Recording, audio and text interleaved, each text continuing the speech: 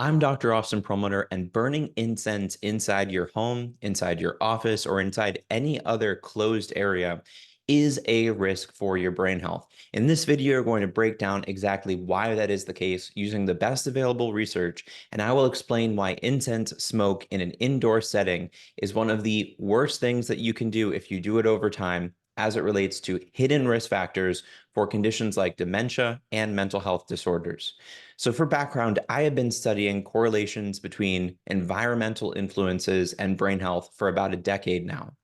And while many people have focused, and rightly so, on the role of things like diet and brain health, or exercise and brain health, or stress and brain health, we now understand that the 20,000 breaths that we take each day are a significant contributor to whether our brains function well or are at higher risk for dysfunction.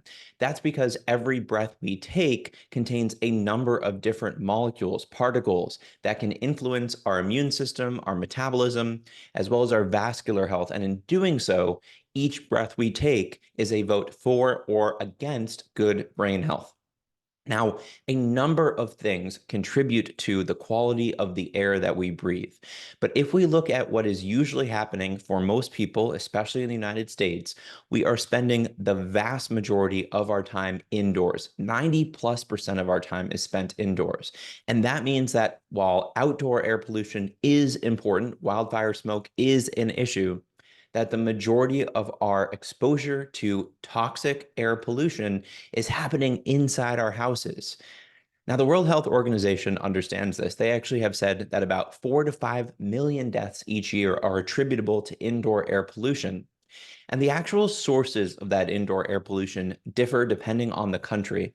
But it's important to understand that while there are certain sources of indoor air pollution that are kind of understood, for example, smoking cigarettes or cooking on a stovetop, that many of the most important causes of indoor air pollution are things we're not aware of, things we're bringing into our home because we think they're connected with wellness or they smell nice.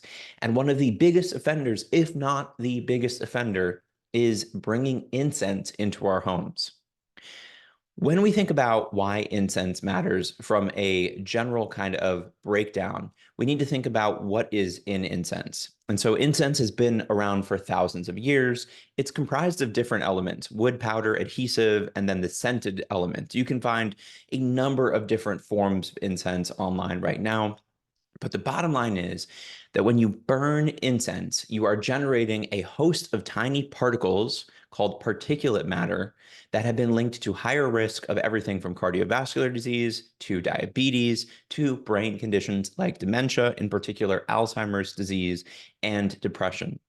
You're also releasing a host of potentially toxic gases. These include things like formaldehyde and benzene.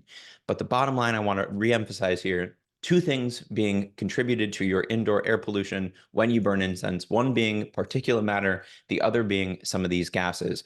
When we look at correlations between disease states and burning indoor incense, the bigger variable is the small particles, particulate matter, and specifically the very small particles, the PM 2.5s and smaller.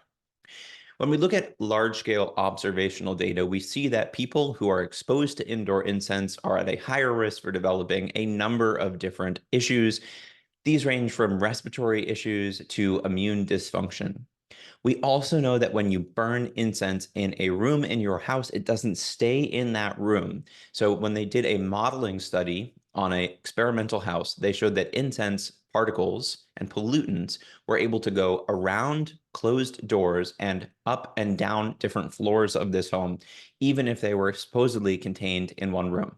So the bottom line there is to understand that incense exposure inside of a home is linked to various disease states, and that incense doesn't stay put when we burn it inside of our homes.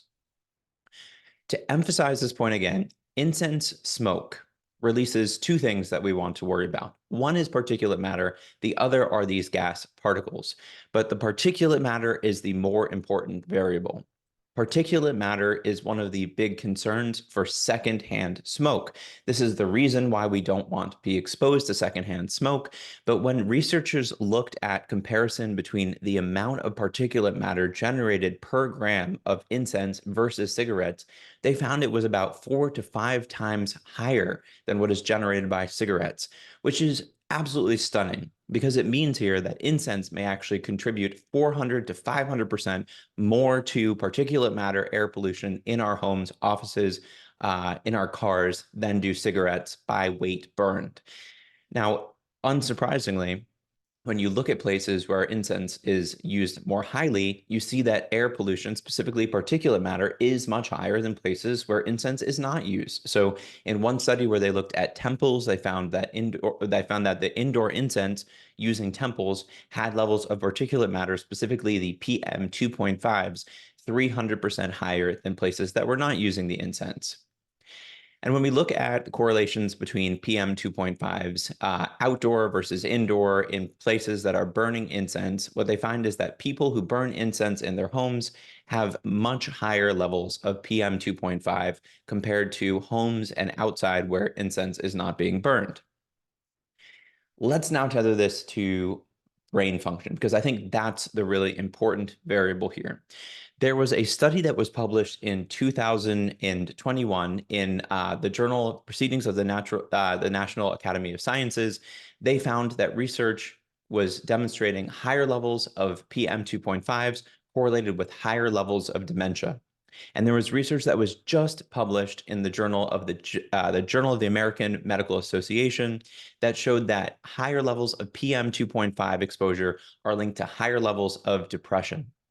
Why is this the case? Well, there are a number of different pathways at play, but specifically the PM 2.5s, which are generated by incense, may increase levels of oxidative stress and inflammation in our bodies and in our brains. And both oxidative stress and inflammation are correlated with higher rates of dementia, as well as higher rates of mental health conditions.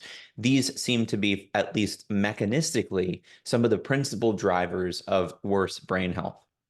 So, what do you do with all of this information? And I know that many people can be a little bit offended by somebody like me telling them you shouldn't be using as much incense. That is obviously up to you. It is a personal decision whether or not you want to leverage this information. But do recognize that incense is a concentrated source of indoor air pollution. If you do choose to use incense, you will probably think about, well, is there a better form than another form? Meaning, is there one that uses non-toxic ingredients? Is there one that uses more organic ingredients?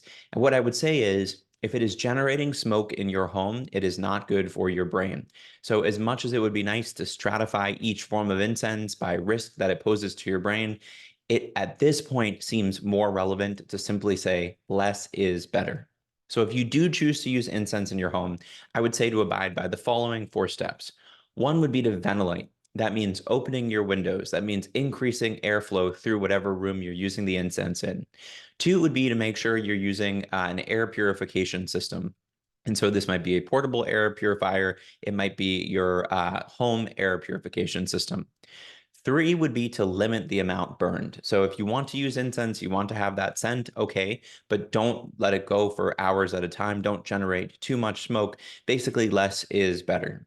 And then the fourth variable would be don't use incense in a very compressed location. So using incense in a very small room will really concentrate the amount of air pollution that you're being exposed to. If you use it in a larger room, that will actually disperse it more, which again, remember, incense does disperse throughout the home, but it may lead to less concentration of incense in your exposure and therefore lead to less potential risk to brain health. If this is of interest to you, highly recommend you subscribe so you can learn more about this subject.